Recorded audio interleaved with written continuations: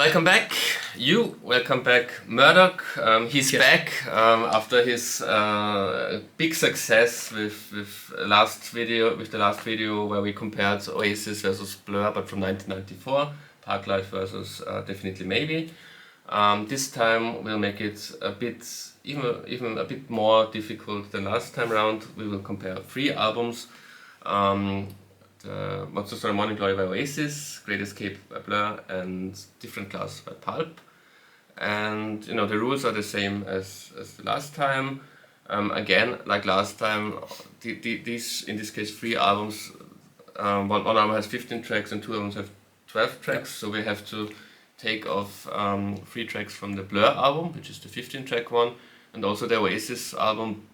There's 2 short instrumental interludes, which are like bits of the Swamp song, which is also a B-side. We won't talk about these short interludes, but we'll add from the vinyl. Maybe you can see it here. There was on Definitely Maybe there was a vinyl only bonus track, Bonnet's Bank Holiday. So we will talk about Bonnet's Bank Holiday, and to come up with 12 Oasis songs, we also decided to add Step Out, which was a B-side on Don't Look Back in Anger on the maxi single, but we decided to add it because that was also the planned intention by Oasis. It should have been on the album, but then, as often, Noel got busted by some lawyers who found out that the melody is very reminiscent of Uptight by Stevie Wonder, and the publishing of Stevie Wonder wasn't happy that Noel Gallagher is the only credited songwriter on that song, so they took it off the album, and I think the credits now are written by Gallagher, Wonder, and it's just a B-side. But we'll which is actually cool to get a collaboration with Stevie Wonder that way. Yeah, that's really cool. Yeah, but this brings us to the first song on the album, which is also not credited to Noel Gallagher only, and maybe with hindsight he doesn't really wish to be in the same bracket as Gary Glitter. We have to talk about Gary Glitter, which isn't as fortunate as having Stevie Wonder as a co-songwriter these days, because the first song of the Oasis album is a track called Hello. So Hello will be the Oasis track. Stereotypes is the track from the Blur album, first track, and the first track from the Pulp album is Misshapes. But like I said, first we have to talk about Hello. It's again like Step Out, which is where the melody is kind of nicked from Uptight. Hello's melody is nicked from, what's it called? Hello, I'm back again, or something by Gary Glitter, like glam rock single from the early 70s. I think we said the name Gary Glitter so often now that maybe our video will get demonetized, but since our channels are so small, we don't get any money anyways from it, so there you go. So what's your opinion on, first of all, what's your opinion of Hello, and then the other 2 tracks? Yeah. Hello is, the title lends itself to have this as the album opener, of course. And the Gary Glitter connection is obvious if you know the song. If you don't know the song, still I think it sounds a bit glammy. I would have also argued it could have been a song by Slade, maybe. Very fine guitar rock song. I think it more or less continues the sound, or tries to continue the sound of the debut album. But overall, it's not my favorite. It's definitely not my favorite from the album, and I also think as an opening track, it's not the strongest thing Oasis have put as the opener. I tend to forget about the song always a little bit. Not that it's really bad or weak, but something's missing for me. It's not very memorable. I don't know. I like it, I quite like it, but first time I listened to that song, of course it starts out with the first couple of bars is Wonderwall. It's the intro to Wonderwall, and so at first listen I thought, they start the album with an acoustic track, and I haven't yet heard Wonderwall. Yeah. So why do you think that is? Why do you think they chose to have this little snippet of Wonderwall as an intro? Do you think they already knew or had a feeling that Wonderwall would become this kind of hit, or is it just a coincidence that? I think that Al McGee, the label boss of Oasis, was pretty confident that Wonderwall would be a big mainstream crossover hit because there are interviews of him saying that. Of course, the interviews were done after it became a hit, so it's always easy to say. But I believe him. He said something like the first when I heard the album and Wonderwall track Wonderwall came, that he thought, okay, now we're going to sell not 1 million but 10 million records, and in the end they sold 20 million, I think. But I think the reason, I don't know, that the intro from before Hello of Wonderwall, that's of course a different take than the Wonderwall we know, because there's those birds chirping, and that was recorded in the garden of the studio, and those are real birds, so that's not no sound effects. So maybe Noel wanted to have this as like a memory of a nice, going out the garden, playing guitar. I don't really know the reason. But the track itself, Hello, I think it's a great stomping opener, but it's not as good as Rock and Roll Star was from the first album. And Rock and Roll Star didn't even win against the first track of the Blur album last time round. So I'm also not I like Hello, but I'm not the biggest fan of Hello. And it's a bit of foreshadowing of the problem with the Oasis lyrics from second album onwards, that Rock and Roll Star was really this mission statement, and those were real authentic lyrics about something, and Hello is the start of those like placeholder lyrics of those. I don't really have anything to say anymore, so this hello, I'm back again. Phrases taken from other songs. Yeah, although there are good lyrics, there are good parts in those lyrics, like the game of life we play and those things, interesting thoughts, but it's not really fledged out. It's a bit, it's also this kind of reoccurring thing with Oasis lyrics, that there's just one verse and he ran out of words for a second verse. But all in all, it's a good song. But we promised to make it shorter this time, so let's talk about Stereotypes. Stereotypes, yes. By Blur. Harsh guitar chords in the beginning, the first time I heard it, I think, I don't want to make this too long, but I think The Great Escape actually was the first Blur album I ever heard. I heard that before Parklife. Me too, yeah. So that was my first, probably my introduction really to Blur, apart from the singles. And it was something I had to get used to. At first I found it really irritating. This kind of almost dissonant chords that they often used. Nowadays I really like it. It reminds me of a band that you don't like at all. It's very much XTC in the early 80s. I like that sound. Also the song has a punch. However, it also shows maybe the weakness later on The Great Escape. The lyrics, I think, are very much... They are not very personal, and Damon Albarn maybe overdid it a little bit with his observant character study lyrics. I think the difference to the previous two Blur albums, which could be accused of the same thing, is that on Modern Life is Rubbish and Parklife, he had a kind of empathy for the characters he dreamed up, but Stereotypes, I always want to say Stereophonics for some reason, Stereotypes, it's already a hint that it's a bit more cynical, that he doesn't really like those people he sings about. That's very detached, and sometimes it even feels a bit flat, like he just thought of, I could write.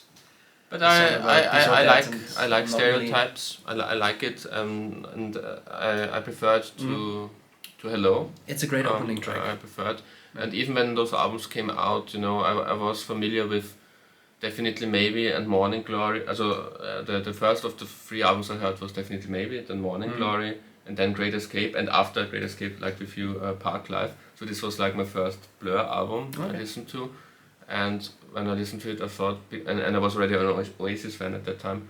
I thought, oh, maybe I'm becoming more a Blur fan than an Oasis fan, because those first tracks it's a bit of a front-loaded album, Great Escape. This is possibly, yeah. So I always liked Stereotypes, but the third one is Shapes. The odd ones, the dark ones. Yeah, Pulp. Yeah. Odd band. You can already hear that they were different if you compare it to... Maybe the sound is a little bit closer to Blur than to Oasis, but still Pulp is very... But Pulp special. is, on the other hand, has more... Pulp was always in the middle between those groups in a way, and I think that's also one of the reasons why they didn't side with one band. They weren't really friends with either of those bands, but they were like they were okay with both. You know, they when Jarvis met Noel, that was a nice meeting, and if Jarvis met Damon, the same. So there weren't deep friendships between those three bands, but Pulp was always in the middle and wasn't part of any battle between any of those groups. And I think also this Pulp being in the middle is also that sound-wise, and also with those more character study-driven songs, it's more in the Pulp vein, but Pulp also were a bit more, had more of a working class empathy, at least in the lyrics. It was, and at the same time, it's more theatrical, even more theatrical and very. So that's the cinematic. That's the Suede element. So the melodramatic stuff is Suede. The working class stuff is Oasis, and those Ray Davies kind of songwriting that's Blur. Right. But we wanted to make it shorter this time, so I'm asking you the question. Hello versus Stereotypes versus Misshapes. Yeah. Which song wins? Coming back to the Blur album, at first I was sure it would be Stereotypes, but my point in this case goes to Pulp, Misshapes. I think it's a great song. Me too. My point goes to Pulp, Misshapes. It's the best of the three openers. I would say it's already, it's it tells you it was also my first exposure to Pulp and the first song therefore I listened to by Pulp, and it tells you already almost everything you need to know why you would end up loving Pulp. It's on the one hand those are clever, funny lyrics in a way, but there's also some tragic stuff. It's about outsiders. Yes. It's about being an outsider and misfit in a way. And so it has something sad or bittersweet about it, but it's also funny and upbeat, and you can have fun with that song. Right. But it has it's deeper. It's deeper than a lot deeper than the yeah. Blur lyrics, for example. Yeah, okay. Next one, Roll With It versus Country House, which is funny. It's the battle of britpop all over again. It's all coming back. And Pencil Skirt again maybe has something to say here, which is the best of those bands. Yeah, okay, Roll With It, there's not much to say about that song. The lyrics are more or less throwaway. It's a straightforward rock and roll song. I think it lost against Country House. Yes, it lost. In this battle of which one would chart higher. Fun rock and roll track. Yeah, it's I think something a stereotypical, no pun intended, thing everybody says when he's comparing Roll With It with Country Houses. Both songs aren't the best songs of both bands. That's the first thing. That's like the disclaimer. Everyone who's commenting on those two songs says neither song of those two is the best song of these bands. But I don't really agree with that. I think Roll With It is by far the next to Shaker Maker the worst single A-sides of Oasis up to that point. But Country House is an excellent pop song. I think it's one of the best Blur singles of all time. And I don't Certainly agree. the catchiest, the most straightforward pop song. I don't agree at all that it's not a strong Blur song. I think this is a bit of a revisionist thing that Damon Albarn, and therefore many Blur fans who take him by his word, like when the fifth Blur album came out, all of a sudden it was like, oh, Great Escape, that wasn't a good album, and I don't want to have anything to do with that, and it was like got vilified, that song, like it's an example for what went wrong with Blur at that time. But I think of all those songs, you could pick out. Stereotypes is a much weaker song, which can be accused of the same thing. Like it's a shallow, superficial character study. But at least Country House is really it's so catchy. It's such a great, brilliant production, and it also has some deepness which is always the accusation that Blur aren't deep as compared with Pulp, for example. But there's the Blow Me Out, I'm So Sad, I Don't Know Why, which is already, that's maybe the first hint of this more autobiographical Damon album we would get on the next 2 or 3 Blur albums. It's the first hint in the middle of such a typical Blur song for the mid-90s. It's the first hint of this more, soul-searching, I'm so sad I don't know why. And it's also funnily enough, one thing that Roll With It has in common with Country House. Both songs are very similar and don't know it that they are similar because Roll With It is also like Country House, a very euphoric, great, upbeat, optimistic song, but it also has this, I think I've got a feeling I've lost inside, which is like Noel Gallagher saying, I'm so sad I don't know why. That both songs are like those, the songwriters in the middle of the britpop party for the first time noticing something isn't quite right, and soon after that, the whole vibe of britpop would go from optimism to pessimism or nihilism. And the third, The Hangover. and the third, of course, is again Pencil Skirt, and again maybe Pulp will be the winners of this. What do you say about Pencil Skirt? Pencil Skirt is it's a dark song to some extent. Again, Jarvis Cocker's But funny again. character, funny, tongue-in-cheek. His character is just great, and he throws himself into this character. It's very theatrical, and very sexually charged, or lascivious, if that is a word. I polished up my vocabulary for this for this analysis. Super interesting track. That already shows that Pulp were about something else than just Bit more grown up. the lads getting drunk and singing along to maybe songs like Country House. Which by the way, Country House again, to finish this, it's a great pop song. It's perfectly arranged, perfectly written. It's a bit Kingsmead madness. And therefore my Excellent. point goes to Country House. Pencil Skirt would be my number 2, but we don't really make number 2, number 3, I think. No. It's not really about that. It's not the winner takes it all. And for me the winner is Country House, like I said, one of my all-time favorite Blur songs. But Pencil Skirt is great, that darkness, but also that sense of humor. And of course, Oasis and Blur never really were much about sexual stuff. Maybe Blur later on, but also not really. But Pulp was really all about that on that album, at least. All three songs are really, really excellent, so the choice wasn't too easy, but you mentioned the line, I think I've got a feeling I've lost inside. I go with Roll With It. It's one of my favorite. That's a surprise. It's one of my favorite Oasis songs, actually. And I just like this straightforward rock style that they did. Did you know that when Damon Albarn first heard the song, or pretended to hear it the first time on a live radio interview, the DJ played him the song Roll With It, and he started to sing the lyrics of Status Quo's Rocking All Over the World to it. I like it, I like it, I like it. He sang it over the song. And that really pissed off Noel. In an interview he said, now they're taking it too far. And I think then when Blur won the battle of Britpop, of the charts, and when they performed it on top of the pops as the new number 1, Alex James, the Blur bass player, had a OASIS shirt on. It's on YouTube. Never use the S word, status quo. Status quo it's not that bad as people say, but whatever. I did a review of a Status Quo album on my channel. watched it. Okay, the next triplet. So now we really, like with, definitely maybe versus Parklife, there were also 2 or 3 occasions when 2 mega classics were battling it out. And we have, again, 2 mega classics, but not from Oasis and Blur, but from Oasis and Pulp.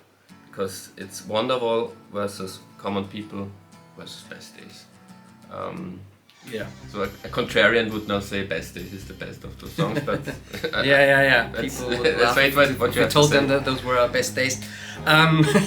Okay, let's stick to the order. So I'll start with Oasis. I mean, what is there left to say about Wonderwall? It's an excellent song. It's just brilliant, even though you can't hear it anymore because it's been played to death.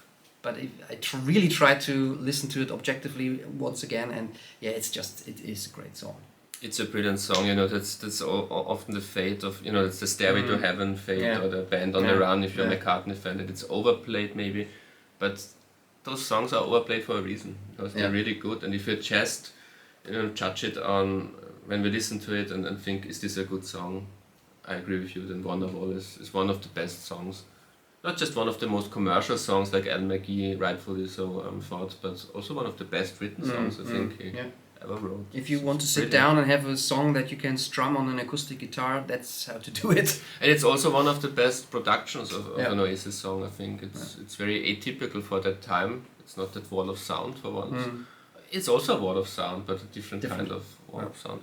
But it builds and builds. It's not just like 5 minutes of wall of sound. So that's really clever arrangement also, I would say. And it's also, I was very soon after Alan White became the drummer of Oasis, I got disappointed with his playing, from Be Here Now onwards. I really thought he's not really that bad. He's different to Tony McCarroll, but is he better?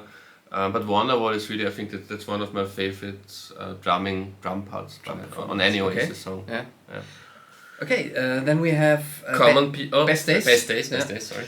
Best Days, also more acoustic song, a bit sleepy. The atmosphere is a bit sleepy. I always thought this would be a brilliant closer of the album. This should have been the last song. Then it would have. I agree. It would be much, in my estimation, it would be much better if it would have been the last song on the album. Right. It's misplaced. It's got a decent melody. Probably one of the better lyrics on the album. Yeah. Yeah.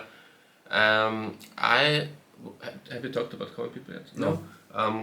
Common People. Common People. Yeah, the playful keyboards. Lyrically, it's brilliant. It's another of those songs that have been played to death, but it's still brilliant. The dynamics, the energy, the pop energy that you get, and not even what's his name? William Shatner could destroy the song. I know the version. I haven't heard it in 20 years. Yeah. Do you know the conspiracy theory? Who's the girl in that song? The girl from Greece? I think there were theories that it's the wife of the former Greece minister of Varoufakis, this left-wing superstar politician. But they never really. I also never. It was never confirmed, but it's confirmed. Really. She studied sculpture at Martin's College. Yeah. That's where he caught her. So that would be really funny. And she's from Greece, of course. Yeah. So that would be really funny, also in the sense that Varoufakis, the politician, is really about working class and the rights of the working class. And the song is a piss take of someone who's just using the working class for an experience. So but it makes sense because left-wing people, successful left-wing politicians are often like that. Also. Jarvis Cocker's performance in this track is excellent. For each line, he really delivers. So the verdict. The verdict for me, it's Common People. For me, it's Wonderwall. I love Common People, but this is one of those 2 or 3 occasions in this battle where 2 of my favorite songs go against each other, and I have so much memory, so much emotional connection with Wonderwall. It's such a big song in my life, and Common People is a brilliant song and a funny song, and also a dark song. Yeah. But you can't really have that. That it's not a song that makes you cry or something. It's more a clever song, and Wonderwall really resonates very deeply with me. So it has to be Wonderwall. And Best Days is number 3 of those songs. Even though, as I said, it's a really decent track. Misplaced, but good. Yeah. Next up, we have again some classics. Really, this is the first time where I think 3 really classics. It's Don't Look Back in Anger versus Charmless Man versus I Spy. Yeah. These albums are filled with classics. Don't Look Back in Anger. In the past, I was always a bit annoyed that it started with this quote from Lennon's Imagine. Nowadays, I really love it. It makes you sentimental, and it's probably one of the last great classic rock ballads that I have heard that were recorded. Maybe a bit of a big statement, but I think it's one of the last really timeless rock ballads. That's also so. When Be Here Now came out, Noel Gallagher also said something like that, but he didn't mean it as a compliment to his own song. He said with Be Here Now we want to get away from those type of rock ballads group stuff. And it's got the great Patrick McNee in the video from the Avengers, one of my favorite television series. View to a Kill. View to a Kill. In the Roger movie. Yeah, great. But they filmed it in Los Angeles, you know. It's supposed to be a mansion in Britain with this very British actor, but they filmed it in Los Angeles. So Beverly Hills. Yeah. Charmless Man. What's your Charmless Man. Lots of na-na-nas, which tend to annoy me. I mean, that's probably something that you associate with Britpop. They've just filled everything with shalala or shanana whenever they could. But in this song, I really enjoy it. It's one of the most infectious pop songs by Blur, maybe even more so than Country House. I would even say it's a bit underrated or forgotten. Also one of those forgotten Blur singles. It was a single, but it's it's not as big as Country House or Universal or something. Well, my vote goes to. It's really difficult. What about I Spy? I Spy. That's why it's so difficult. Also, Don't Look Back in Anger is one from the big Oasis songs. One of the ones that I like the least from the big classics from the mid '90s. It was never really a song that I really loved. It's of course we're talking about great songs. Those are all great songs in a way, but I never saw it as the big anthem as many Oasis fans saw it. But Charmless Man and I Spy are two of my favorites of these albums. I Spy is again the sexual pulp kind of song. Or more actually, at first I thought that this is about, sexuality, but it's more kind of a revenge story. Actually, it's very dark. Of course, but it's a very dark cinematic track again. Probably the most sophisticated of these three songs in terms of songwriting. Yeah. It's really difficult. It's between Charmless Man and I Spy for me, but I'm going with Charmless Man because, like I said, it's so infectious, and I have no problem with na-na-nas or la-la-las or something like that. And it's great use of those na-na-nas, and it's also the song not, but the video is also a revenge story. It's often those similarities between the tracks, and it's I think Charmless Man is a great song. Then we've got agreement here because I also give my point to Charmless Man. Okay. Next, Hey Now versus Fade Away versus Disco 2000. Yeah. This is the easiest yet for me. Hey Now is a brilliant song. No, actually, I think for me it's the weakest song on the album. I don't have a lot to say about Hey Now. I like this Feel No Shame line. It's strangely catchy, but other than that, there's not much happening in the song. I agree. Fade Away, on the other hand, is this quirky pop stuff that Blur like to do, and it's one of the better of those quirky songs. I find it very, very catchy. I actually quite like it a lot. And then we have Disco 2000, which probably screams at "Let Me Be the Single" of this album. And it had all the right to be the single. I love it to this day. I give my point to Disco. My point also goes to Disco 2000, but I prefer the single version. The single version with strings and an intro. I think it was spoken word intro. I haven't heard the single version in years, but it's on YouTube. You can. I think the single version is even better, but it's one of those big Britpop classics. It would absolutely make my 90s. top 10 favorite Britpop anthems. Brilliant song. Fade Away and Hey Now both are fillery kind of songs for me, at least. Okay. So next, and now we put in the Step new one Out. for me. The new one. I never heard it before. Step Out, which was a B-side for Don't Look Back in Anger. We don't know which place in the final album it would have had, but we decided to put it here without much thought put into it.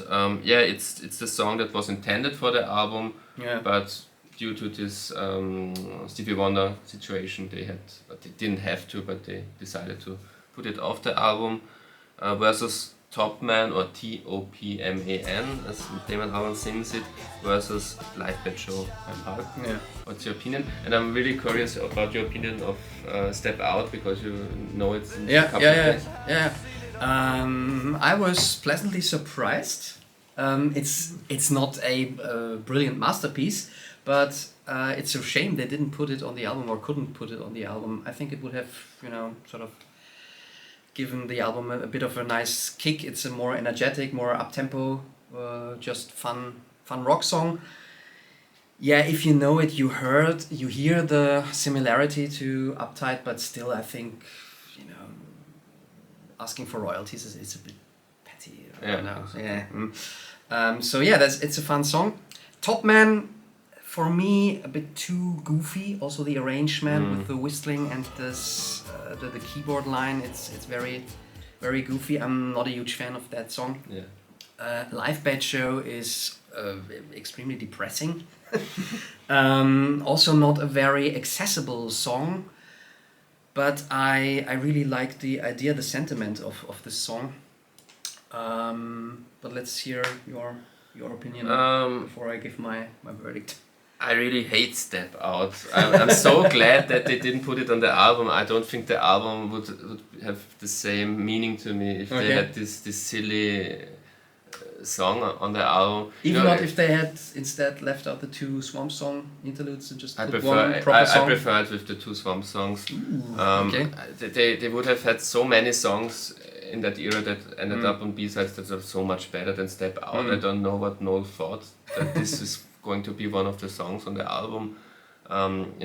The Master Plan, Acquiesce, Rocking Chair, Acquiesce Underneath the Sky. I never understood why they did never. All those songs, maybe even Roundaway. There's at least 4, 5, 6 songs from that era that were B-sides and even Bonus Bank Holiday that I think are better than Step Out. I think those are so lazy, uninteresting lyrics, and it's. It was a B-side, it was relegated to a B-side for the Don't Look Back in Anger single in early 1996. And on that single there's also a great cover of Slade's Come On Feel the Noise. And I always thought that Step Out also sounds like a Slade song, but like a bad Slade song, like really a bad Slade Acquiesce song. always has been the biggest mystery to me. And the Master Plan. That should have been an A-side.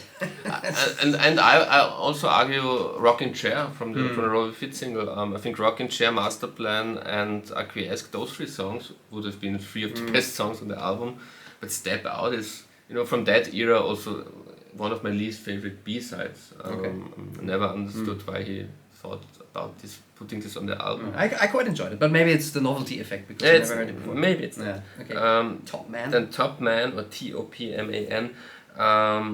Again, I don't like it. I think that the intro is interesting because it's like a piss take of Supersonic. It's like it's the same intro like Supersonic, but it's like a cheap Bon Tempi keyboard drum effect doing the Supersonic intro.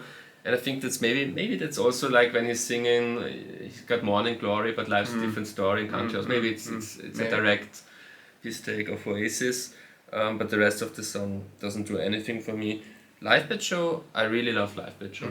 People often talk about front-loaded albums or sometimes of back-loaded albums. I think the Pulp album is mid-loaded. This is the classic example of the middle section of different classes is breathtaking. It's one of the best streaks or runs of 3, 4, 5 songs in a row from the 90s, I would say. And Live Band Show is also fantastic song, fantastic storytelling. Again, all the things we're talking about all the time, the sexuality, the darkness, but also the sense of humor, all in one song. And then so winner for you. Brilliant lyrics, great arrangement. And you said something like it's depressing. In a way, I can see that, but I always smile when I hear those songs. Different Glass for me is like an album, like a glass of champagne. In a way. I also the winner for me, Pulp. Okay. We need more controversy. Maybe the next will stir up some controversy. It's again a song you're not familiar with. I heard it before. I haven't heard it very often, but I knew. Okay, because now Bonehead's Bank Holiday. Bonehead's Bank Holiday, the vinyl only bonus track on Morning Glory, versus two classics, the Universal and Something Changed. So. Oh, that was a tough one. Bonehead's Bank Holiday is I like the song for being so loose and just being about fun. It's a perfect B-side to me. Yeah.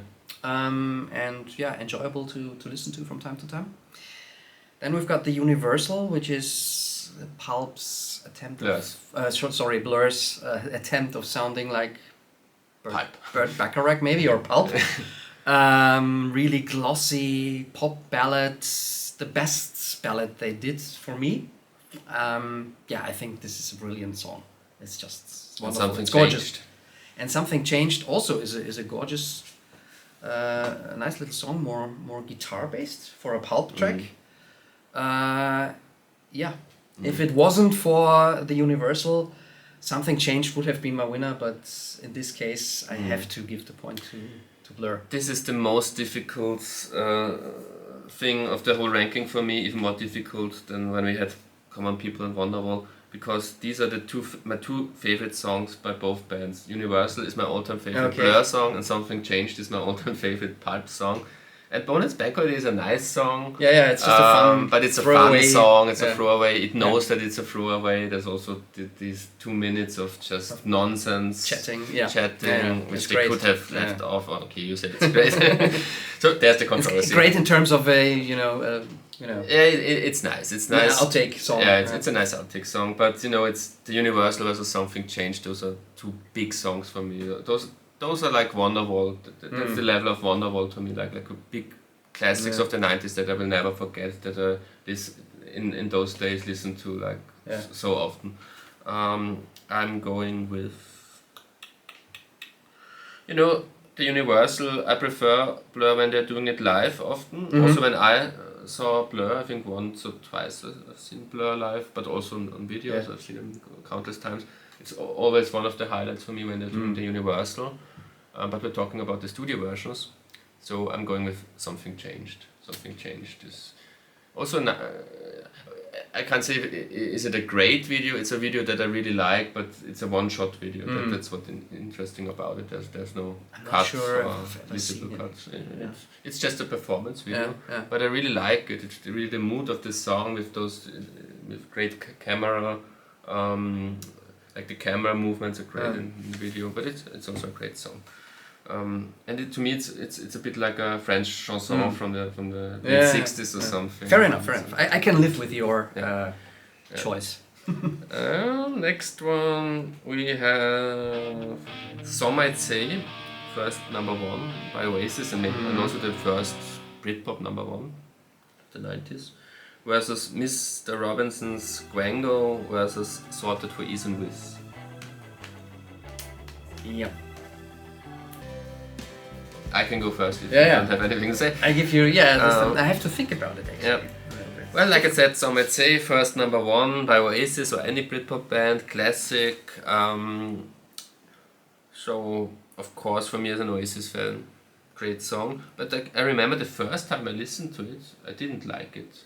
I had to get used to it. I had to listen to it. I remember a mate of mine who was also an Oasis fan when we were like 14 years or 13 years, and I told him, I don't know what's wrong with me. I'm supposed to love this song as a fellow Oasis fan, but I don't really. It does nothing to me. And he said, keep listening to it, and he was right. But as a fan, you often have those songs, right?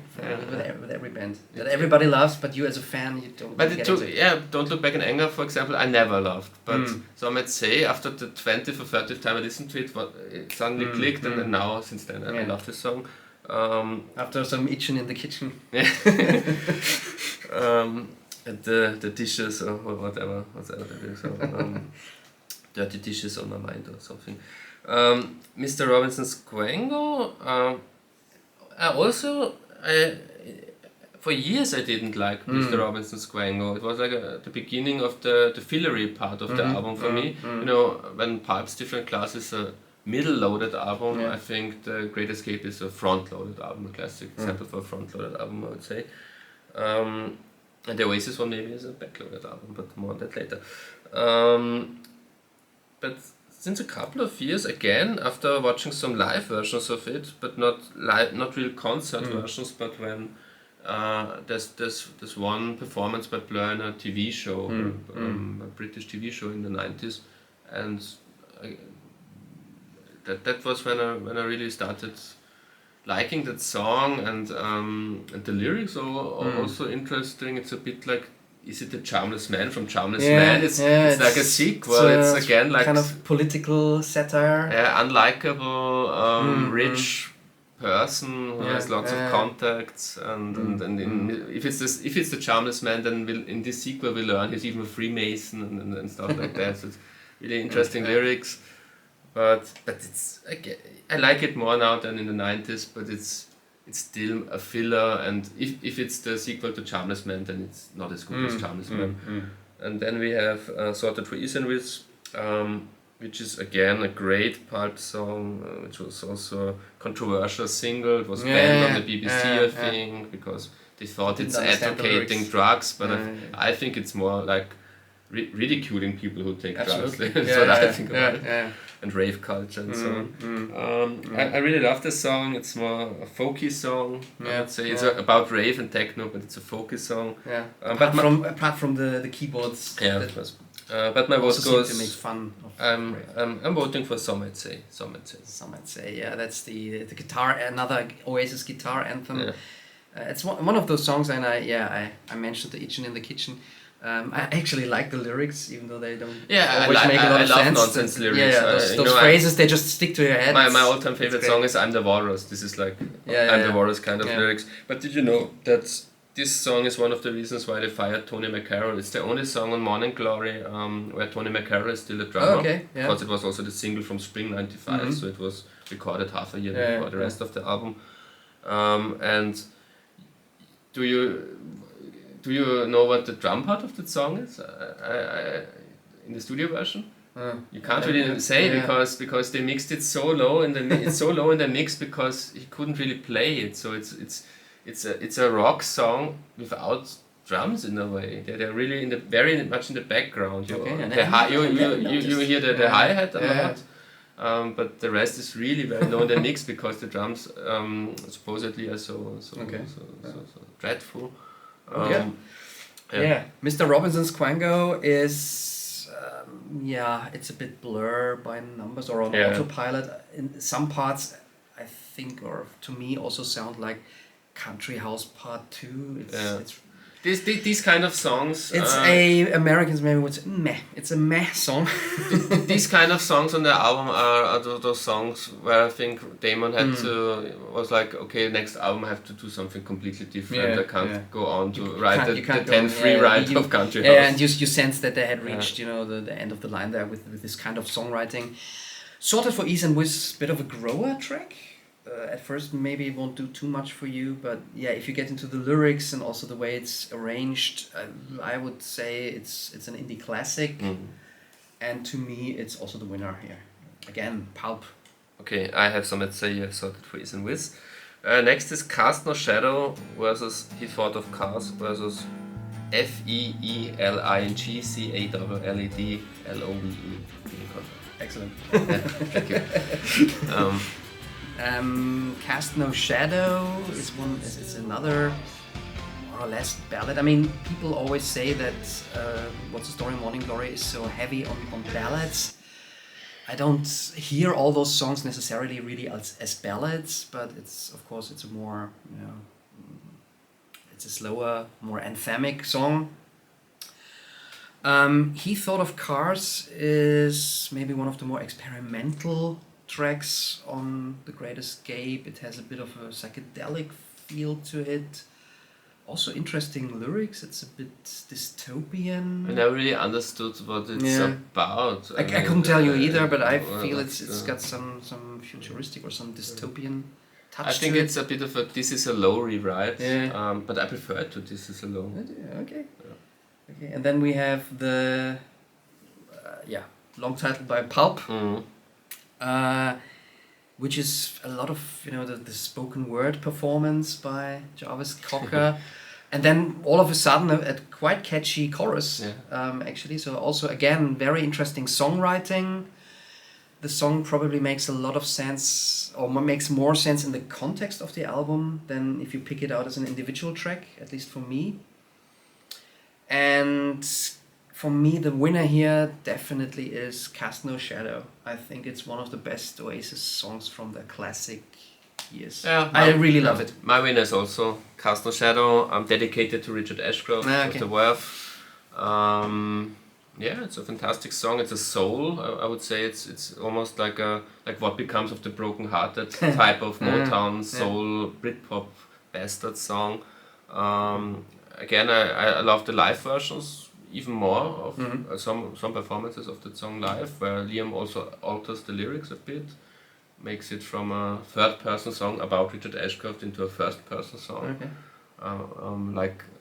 He changes, as they took his soul, they took his pride, into You Can Take My Soul, Don't Take My Pride, which is so interesting. Cast No Shadow, I like both. I like He Thought of Cars and Feeling Called Love as well. 3 very strong tracks, I would say. But Cast No Shadow for me is the most soulful, touching, heartfelt song to me. Brilliant. Yeah. Next we have not very soulful and touching, She's Electric versus It Could Be You versus Underwear. So what do you have to say about these songs? Yeah, She's Electric is how to put it? It's more a fun track. It reminds me a little bit, or I think they tried to sound like the Lars maybe a little bit. Really? It has this, to me, it has this very English guitar pop sound, very jangly. Okay, the jangliness. Extremely catchy song. Liam has a great vocal performance on that one. Certainly not the most important track on the album. It Could Be You, again, is a decent Blur track, but also just in the okay region for me. Interesting. Yeah. And then we have Underwear, which is, that's super tongue-in-cheek. It's one of the funniest tracks for me on Different Class. But actually, my point goes to She's Electric. I never heard the Lars in the song, but maybe the jankiness. To me, it's a bit like part 1 was Dixie's Dinner, but She's Electric, and part 3 is The Girl in the Dirty Shirt. I always connect these 3 songs in my mind. And of course, it's the Ringo song of the album. It's With a Little Help from. It's also, the journalists often say it's the With a Little Help from My Friends of the album because of the end of the song, the coda. But the chord structure is taken from Why My Guitar Gently Weeps, actually. So it's the same chord structure as Why My Guitar Gently Weeps. So 2 Beatles songs in one. It Could Be You. So now it's getting controversial. You hoped for more controversy between us. I disagree with you completely. This should have been a single. This is one of the best songs on the Great Escape. I mean, what others, which single can you change for it? Because I think they picked kind of the right singles. The songs they picked were good singles, but it could have also, It Could Be You could have also been a single. It could have been maybe the 5th single or something. I think it's very catchy. Great chorus, great melody, funny lyrics. This time it's not really a character study about some person, but more in general about people playing in the lottery. And this time it's a great observation. And this track on Parklife, most of these songs people can accuse, like Robinson's Quango, second-rate Parklife Blur songs. But this would be a great song on Parklife as well, I would say. I would take off London Loves or something like that and put on It Could Be You, and it would be a better Parklife in my opinion. but that's just my opinion. But the best of those three tracks, of course, is Underwear. I'm going with Underwear, funny song, great song, typical Pulp at that point in time, and yeah, it has to be Underwear for me. Did you already say what? She's electric. Yeah. She's electric. Yeah, I'm really a fan of that one. It's okay. It's okay. But three great tracks again. Maybe it could be You for me. No, it's no. No. You've just. Okay, next songs are Morning Glory, the title track, versus Entertain Me, because we took off 3 Blur songs to have 12 tracks versus 12 tracks versus 12 tracks. So we took off. What are the songs we took? Those songs are so uninteresting to me that I can't even remember. Arnold Same with Ken Livingstone. Ken Livingstone, the politician who would later become the mayor of London. And that chose him because he had such a boring voice. Yeah, and great that he agreed to do it with that in mind. But I think Arnold Same is the strongest track of the 3 tracks we left off. The others are Globe Alone, I think. Globe Alone. Dan Abnormal. Probably Dan Abnormal is the one I like the best from those 3. That's the weakest one. Oh, okay. So that leaves us now with Entertain Me and Monday Morning by Pulp.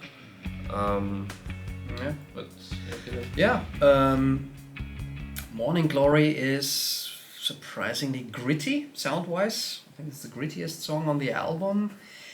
Maybe there's something strange with my ears, but to me this song always reminds me a little bit of The One I Love by R.E.M. Something about that song, something about the melody, the riff, the guitar lick or the riff. Yeah, okay, so it's not just me. No. Because I've talked to other people and they told me that they don't hear it. Yeah. I always thought so, and I also read about it that someone even wrote that he nicked this, and maybe subconsciously, I don't know, but it's the One I Love. Yeah. But just cranked up to 11. Yeah.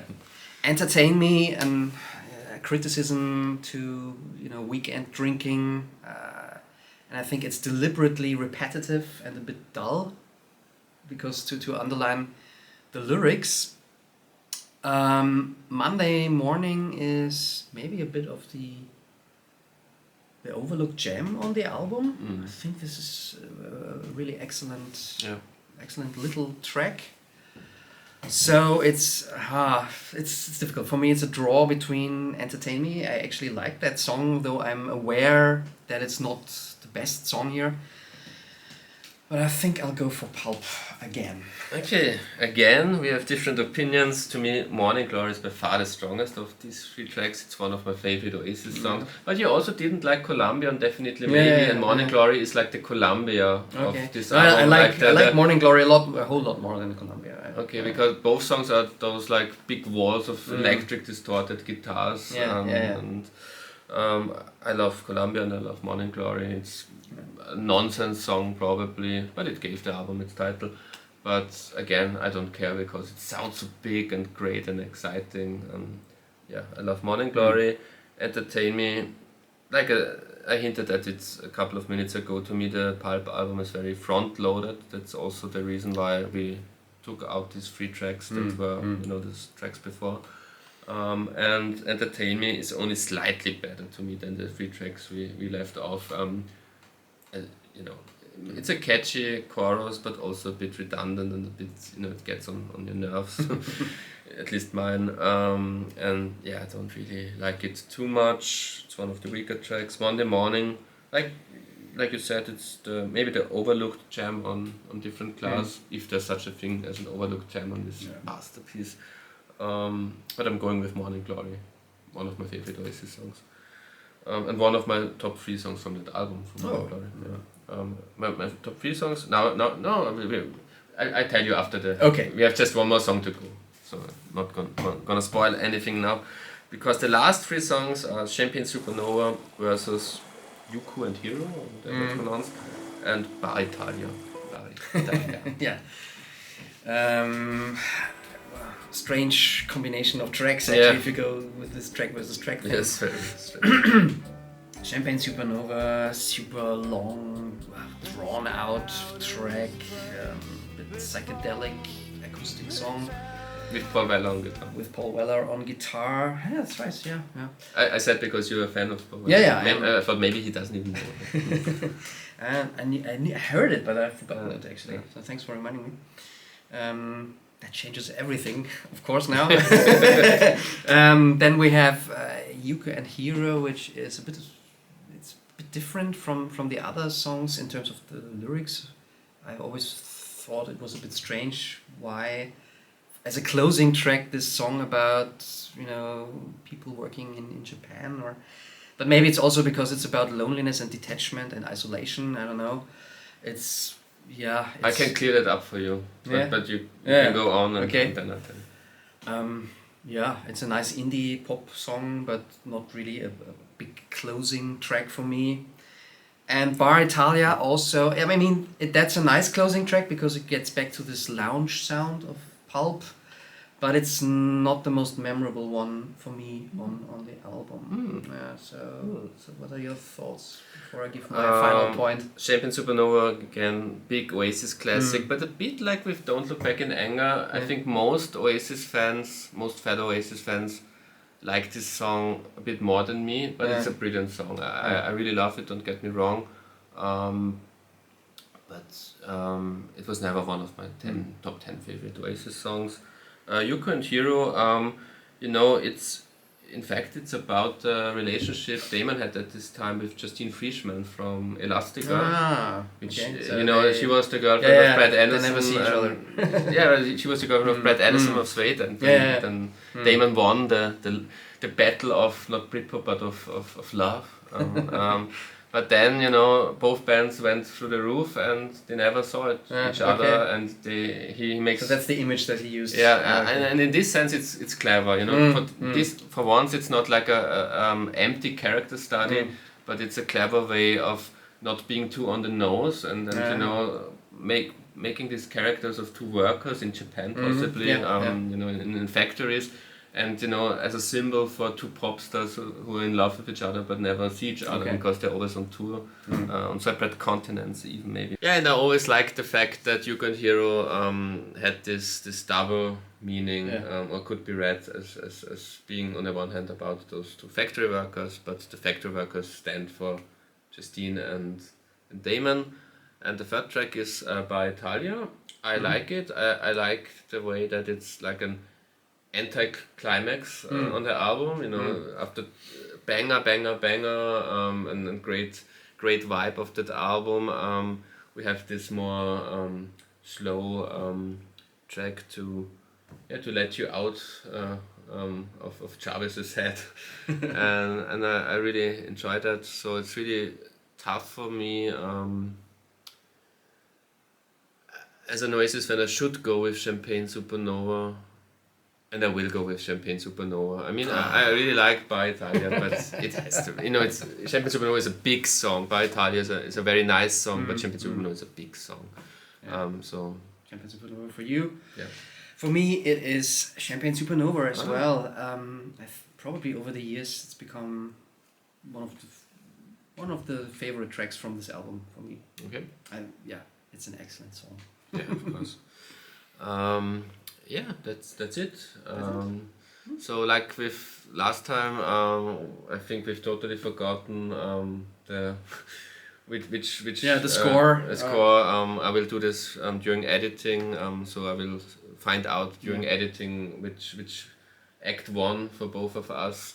But the viewers who are still awake, you can score along with us and maybe let us know your score.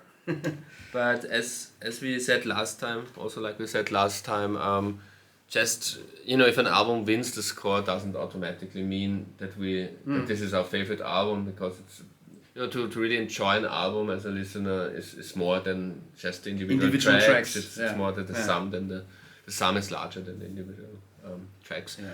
So that leaves me now with the question: how would you rank these three albums as albums? As albums, yeah. Since we were talking about individual tracks, I think maybe a weakness almost of What's the Story, Morning Glory is that there are so many larger than life tracks one after another. It almost diminishes the flow of the album for me. Yes. Because some of these tracks, if you pick them out individually, they are all great. Most of them are excellent, but as an album, it's almost a bit too much for me. So my favorite of these three is the one with the wedding photo, Different Class. As an album, to hear it from start to finish, it just draws you into the stories and the atmosphere. Number two probably for me would be The Great Escape, even though it has some weak spots, definitely. But yeah, it's just interesting to follow along as an album, maybe, even though it's a bit too long. And then I would go, what's Story Morning Glory? Close, very close. Third place. Not to get me wrong, as I've said, I think there are a lot of brilliant songs on this album, but as an album, it's more a collection of songs. Yeah, for me also, Different Class is my favorite of the three. I once ranked my 50 favorite albums of the 90s, and this was number 2. Definitely maybe it was number 1. But I always say this is my favorite britpop album of all time, because I consider definitely maybe more a rock and roll album than a britpop album. I consider Morning Glory a britpop album, but I think Different Class is of a different class. It's much much better. And yeah, it's an impeccable album, but also the individual tracks. I don't know what, like I said, I don't know the result of our scores now, but there are no weak tracks on this album. There are no fillers on this album, and it's one of those few, like a genie in a bottle, like or a lightning in a bottle. It's really it's perfect album, and encapsulates also a vibe of a certain time and a scene in a way. My second favorite album of those three is really hard, because I'm one of those Great Escape defenders. I think I like it almost as much as Parklife. For me, it's really a tie between Parklife and Great Escape as my favorite Blur album. And you know, Blur, the Live trilogy, people always call it the Live trilogy: Modern Life is Rubbish, Parklife, and Great Escape, which doesn't have life in its title. I think this is the best phase of Blur. I'm not really a fan of anything they made after this, and I really despise Leisure. I think it's really a weak album. It's such a weak album. But you know, I really like The Great Escape, so this is my number. No, it can't be number 2. Of course, Morning Glory is my. I almost had you there. I'm an Oasis fan. Of course, Morning Glory is my number 2, but Great Escape is the other number 2. It's not a big gap between Morning Glory and Great Escape. This is really by far my favorite of the three, and I slightly prefer Morning Glory to Great Escape. Great Escape. Yeah. And revisiting Different Class, I was really surprised how well it has aged. Yeah. I mean, of course, you have the singles still in your ear, but the whole album really is. Great songwriting. It almost sounds like a concept album without a clear concept, but everything thematic. It somehow feels all connected. Like it's not a day in the life, but a week in Chavez's life, or in Chavez's head. You know, there's also this line in one song about things he makes up in his head with the bicycle control, whatever it is. So it's really a very imaginative, great work. Sheffield apparently has a slightly different vibe, actually. Yeah, but it's not my favorite. It's not my all-time favorite album from Sheffield, because Lexicon of Love by ABC is also from Sheffield, and this is, I think, my 4th or 5th favorite album of all time, Lexicon of Love. Yeah, that's it. Thank you again for being here now. It was a pleasure. And thank you for watching again.